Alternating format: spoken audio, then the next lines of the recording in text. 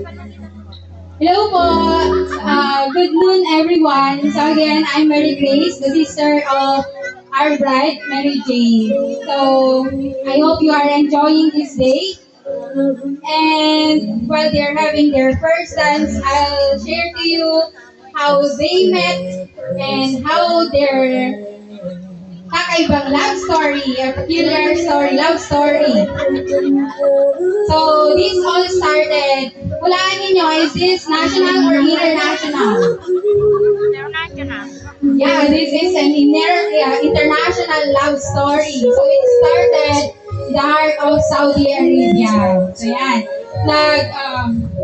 Siyempre, um, girls in Saudi Arabia are wearing abayas. Pero kung may gatherings, tinatanggal namin yung mga face coverings namin. So pwede, nakikita rin nila yung mga beauty namin ng mga boys. Sa mga Filipino communities, if we have gatherings,